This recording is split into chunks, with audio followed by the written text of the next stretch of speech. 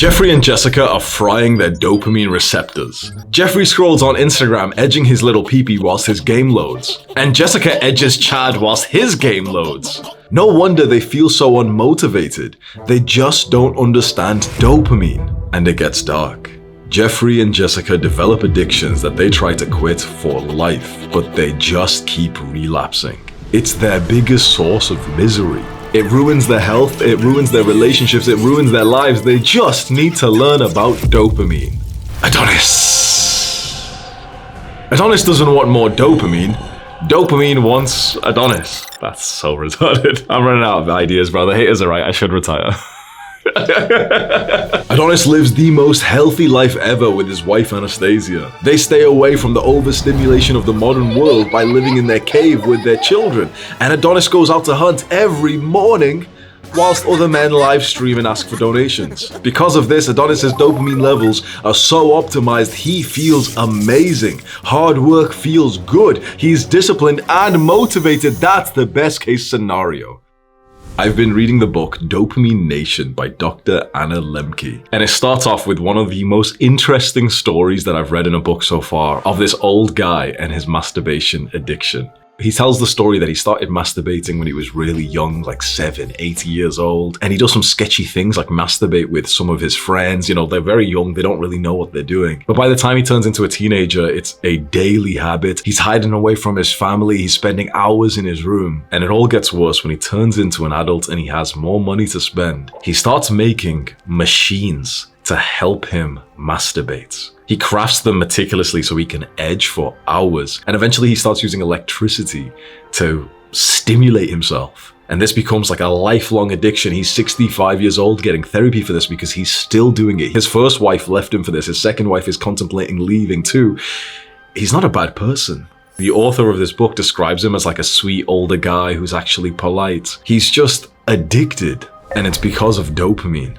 Dopamine is kind of like our feeling of motivation and desire. When we really desire something, like, you get that lustful thought when you're in school or work, that's like your dopamine spiking up and getting you ready for some pleasure in the future. But the problem with dopamine is that when you have that pleasure, when you go and masturbate, when you eat the junk food, when you scroll, your dopamine actually drops down below the baseline that it started at. And it makes you feel bad. It feels painful after you've done that pleasurable habit, because when you feel bad, you'll regulate and eventually go for more. And this is how I've lived for most of my life. I've been like an addict, just going from one source of dopamine to the next. I was addicted to video games when I was growing up, porn when I was a teenager, weed, junk food, social media, and lust when I became an adult. I've been addicted to all these things, and I think dopamine is a big explanation why. Because you just get this massive craving, that desire for the thing that you think is going to give you pleasure, but it actually turns into a dip, like pain. I've spent probably 10,000 hours on video games when I was earlier. I started watching porn and jacking off like most guys at like 13, 14 years old for like 6, 7 years straight, almost every single day before I actually tried to quit. And a lot of young guys can relate to this. A lot of us have been addicted to the same sources of dopamine as each other. We were promised pleasure. We believed that these things were fun, but actually they slowly and insidiously lower your baseline dopamine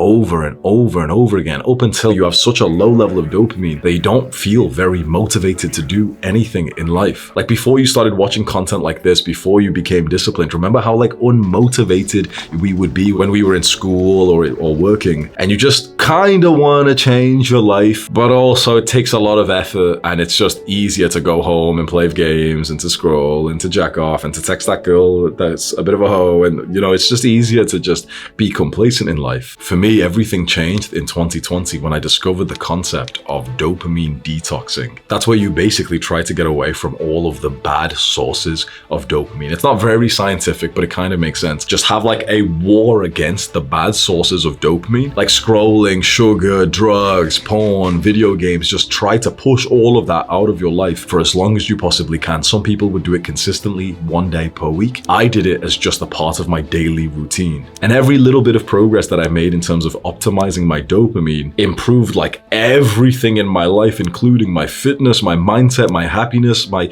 joy, my ability to love and socialize, my success in my work, the money I made, like everything went up for me when I started to take dopamine more seriously. And I wanted to share something today that's quite unique. And I think you might be able to relate to this because it's like the newest insight that I've gotten about dopamine. Before I started to read this book just a few days ago, I wasn't thinking about dopamine at all. The North Star of my life, like, the big sort of goal that I'm working towards, like when you wake up, your mind is like obsessed over one big goal. What is it? For some guys, it's like fitness, for some, it's work, whatever. For me, it's YouTube, it's my work, it's my business. That's like the North Star. That's the thing that I kind of align myself towards. I change myself. I align my day-to-day routine based on what I think is going to make me like the best YouTuber that I can be. And that's awesome. I've made so much progress in life doing that, but it's left blind spots in my day. Like, just picture this. If my day is about just getting results in YouTube, I will, for example, wake up and record the video and work on YouTube and, do the other things that are really enjoyable, like go to the gym, whatever. But then randomly at like 3 p.m.,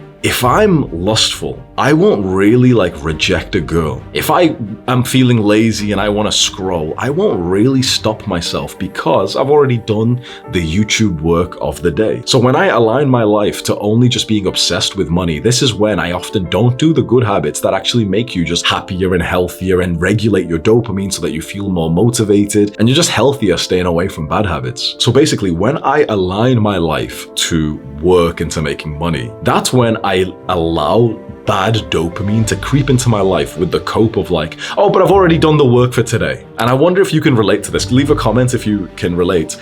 It's weird because that makes sense. Like, oh, I've already done the work, so now I can rest and unwind and have fun and whatever. But we all kind of know, at least I do, like, that's kind of bullshit because it's not just about what's going to get you, the money in your work or whatever. It's about what just gives you the best life overall. And so when I align to money, I end up slipping up and just being more of a degenerate than I want to. But when I align to something like dopamine, that's when for the entire day, I'm so aware. When I'm like currently obsessed with thinking about dopamine or discipline, I don't end up scrolling even after I've done the work and I can technically unwind because, I've checked off all the boxes for today because I still want to be as disciplined as possible. I want to have the healthiest dopamine levels as possible. And what's interesting is this all-day discipline, regulating dopamine, is probably going to lead to more success in the long term anyway. So this is half like a personal life update from me because previously I was aligning my life to YouTube, to my work. And I was happy to sort of change my day-to-day routine based on that, my personality, my character,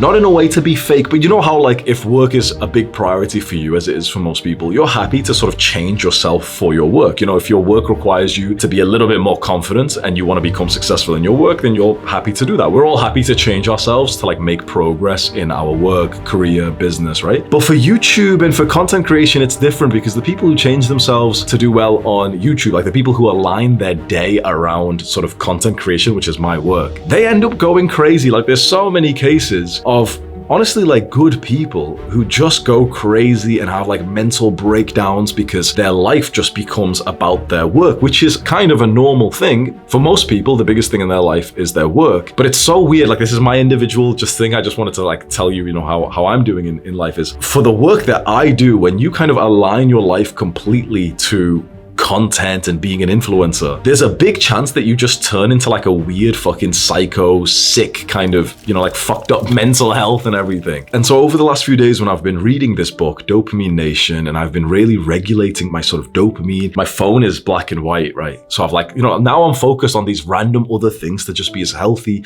as possible. And I've had this weird thought that I wanted to share with you, which is I might make regulating my dopamine, having like healthy dopamine, the North Star of how I structure my day-to-day routine. Rather than making my day-to-day routine prioritizing my work and money, for me personally, I might actually go through life more obsessed with regulating my dopamine, which I think will actually make me better at my work than being obsessed with my work. Does that make sense? Like, there's probably so much nuance in this. I'm not too sure if many other people will understand, but I think you just might find this interesting that this is one of the things I've always struggled with is like a YouTuber who's, you're like a public figure and there's thousands of people, millions of people people who know you and they judge you. And so you try to like be who they want you to be, but then you change your day-to-day life, you change your personality, and that's like, now you're just being inauthentic, but then you're trying to realize like, who are you? Like there's a really good YouTuber in the same space called Jack Piggott. His last video he made, he basically said like he needs to take a break from YouTube and content because he needs to discover who he is without like the algorithm and the internet and the comments